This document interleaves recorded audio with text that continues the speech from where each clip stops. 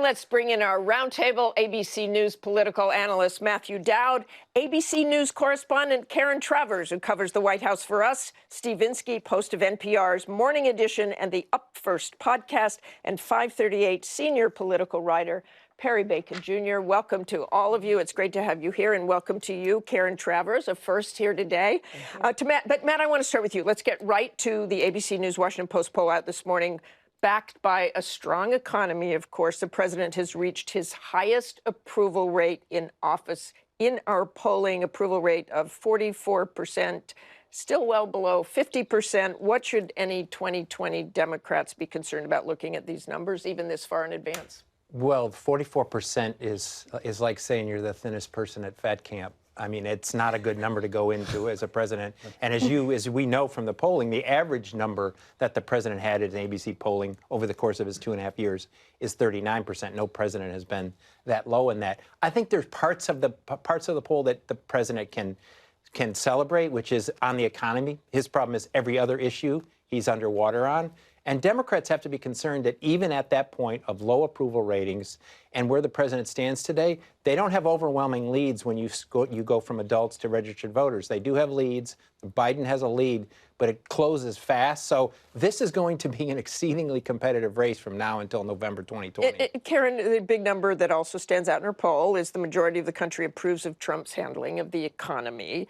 The stock market reached another high this week. So just playing off that, if that remains the case, is that simply the road to victory, in your opinion? The Trump campaign hopes it is, and that it's enough to propel him. But that is the president's best number on the economy, and it's just over 50%. The economy is the top issue for American voters, and that's why you're going to see the Trump campaign try and make the president make that the centerpiece of all of his campaign rallies, his campaign message. But it's everything else then that becomes problematic, because voters also say health care and immigration are also equally as important as the economy. And on those issues, the president has high disapproval numbers and does and says controversial things with his policies. And one of those big issues, of course, which we've been talking about all morning, Steve Inskeep, both parties seem to capitalize on immigration. You heard the DHS secretary. How difficult will it be for Trump to run on the issue of immigration if this continues or if he doesn't get that wall? Well, he certainly ran on it in 2018, not very successfully, but he believed that that was something that motivated his base voters.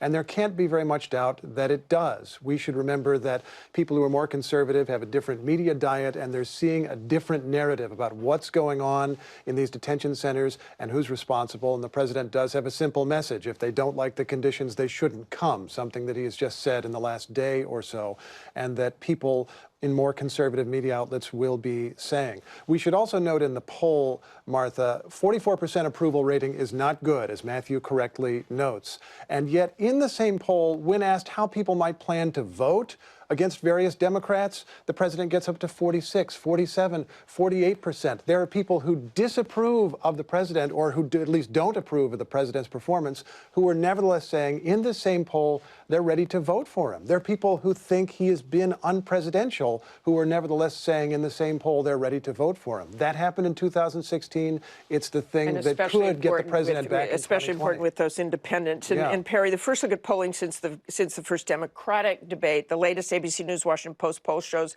Senator Kamala Harris did get a bump after the debate, but Joe Biden is still leading the pack. What do the latest polls tell you about what voters are looking for in the Democratic field? We've had overall about 5 post-debate polls. The debate seems a million years ago. It feels like a million years ago. We had 5 polls since, and the ABC poll was pretty strong for Biden.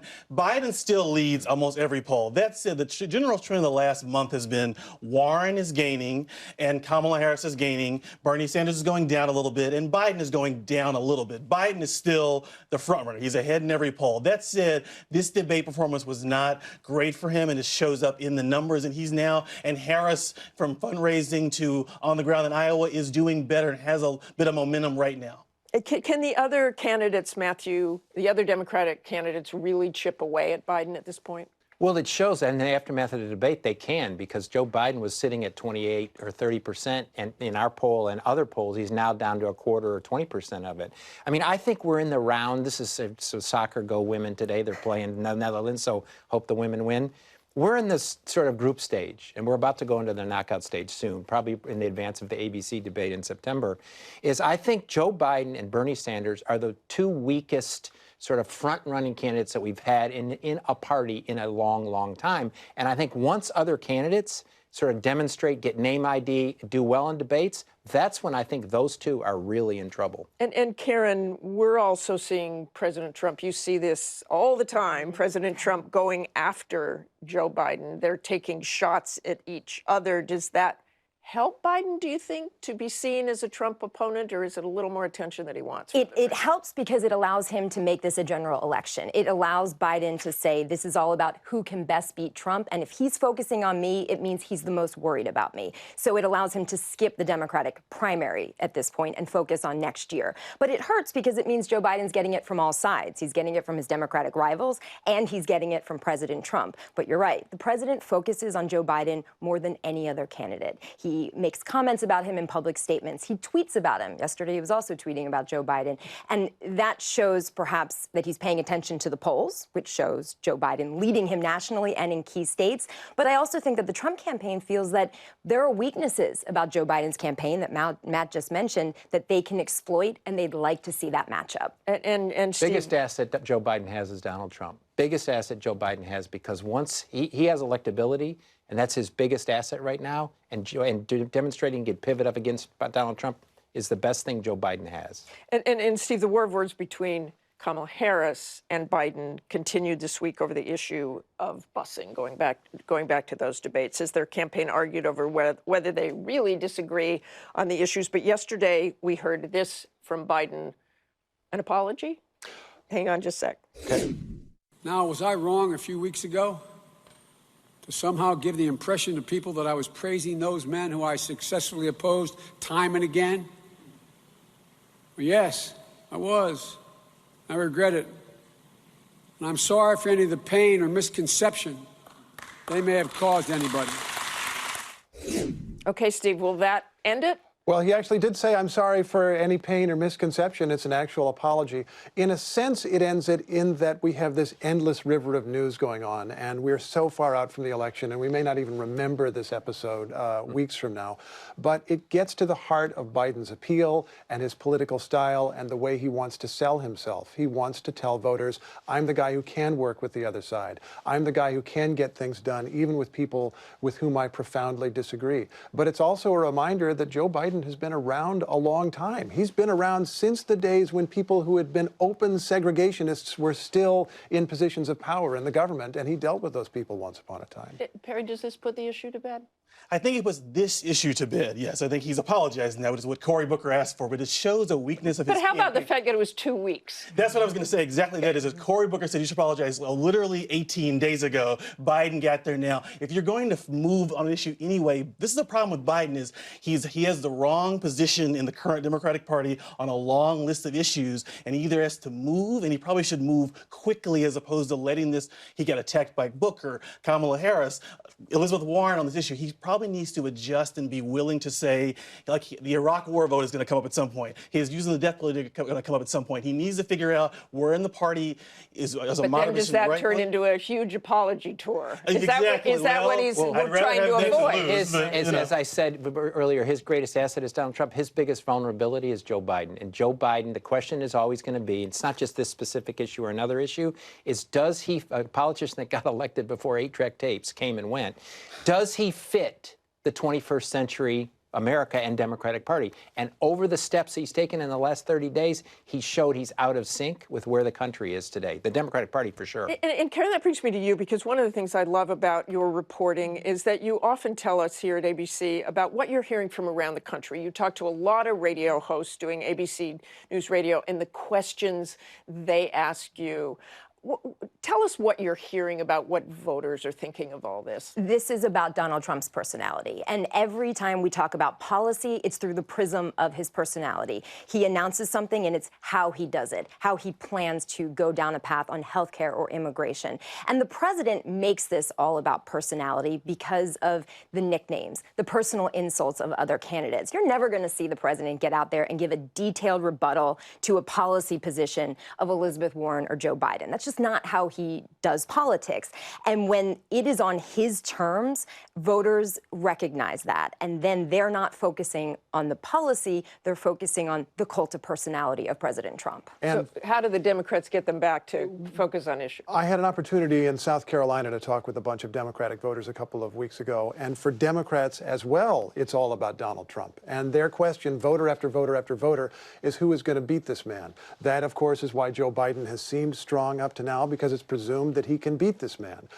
If other Democrats get to the point where they seem credible enough, we could see dramatic change in the numbers you just had in this ABC poll. I think the Democrats are making a mistake in talking almost too much about the issues. Like, it's not clear to me Americans want Obamacare to stay and some improvements to their health care. It's not clear to me they're dying to have Medicare for all with no. I do think the Democrats have to be careful. Voters are concerned about Trump. He has a high disapproval rating. In 2016, most people did not vote for Trump. So we know there's an anti-Trump majority in the country. The question is, are the Democrats speaking to them in the right way? And I think a smarter campaign would be to talk about how people don't like Trump's personality more than his policies, I would argue. But presidential elections are always, they're never fundamentally about personality or issues. They're always about values. Those two things indicate something. And I think the Democrats have made mistakes in presidential elections. Obama did this well, is that you have to talk about all of those things, personality and policies, as it relates to a big, broad issue, a big, broad value that the American public cares about. And Perry, I just want to get you quickly on the second quarter fundraising, which brought some truly staggering totals. Kamala Harris, nearly $12 million. Bernie Sanders, 18. Joe Biden, 21.5. And Pete Buttigieg, 24.8. All really impressive hauls across the board. But what do you make of Mayor Pete Buttigieg getting nearly $25 million, but sitting at only 4% in the latest poll? I think it tells you, and you see this in his campaign hints, that he has a deep, intense coalition, but not necessarily a broad one. He has very low numbers with African Americans, for example, who tend not to give money, but who tend to vote a lot in that manner. So I think it doesn't tell us very much. I was surprised Biden, who I think is the front runner, should have raised more than the mayor of the fourth largest city in Indiana. So I was surprised Biden did not do particularly well. But I don't think Pete needs to broaden his coalition. And right now it is kind of coastal elites, even though he's from the Midwest, it's kind of coastal elites, and you can raise money with them but not win many votes from them. And Steve, just very quickly, Congressman Justin Amash, who's been very critical of President Trump and his belief that he committed impeachable offenses, announced on the 4th that he was leaving the GOP. And today he said on CNN, I still wouldn't rule out a run. I wouldn't rule anything out. And perhaps that includes a run against Donald Trump. Well, everyone else is running. Why wouldn't he run? Exactly. Everyone else is running. Whether it's a real possibility, I don't know. And of course, you have to ask, if you're Justin Amash, do you just take votes away from the Democrat in that scenario and help re-elect the president? And Matt, a very quick final word. I always do this to you because I know you're not that quick on the final word. Your thoughts on the president's salute to America? I would like to quote George W. Bush, which he said about the president's inauguration. That was some weird blank. I thought it was bizarre, and instead of a celebration of the troops, it looked like he was instead of celebrating the troops, he looked like he was using the troops and the military to celebrate himself. I think it's going to come and go. His supporters love it. Everybody that opposes Donald Trump hates it. It's just another one of these moments. But it was, I think, a rather bizarre celebration of July 4th. And that's what it was about. He said the troops, and he did stay on message most of the time. When he wasn't talking about airports in the exactly. When the prompter was operating, he definitely more on message than usual. definitely stayed on message. Thanks for all of you. It's always great to see you, especially on a holiday weekend. Hi, everyone. George Stephanopoulos here. Thanks for checking out the ABC News YouTube channel. If you'd like to get more videos, show highlights, and watch live event coverage, click on the right over here to subscribe to our channel. And don't forget to download the ABC News app for breaking news alerts. Thanks for watching.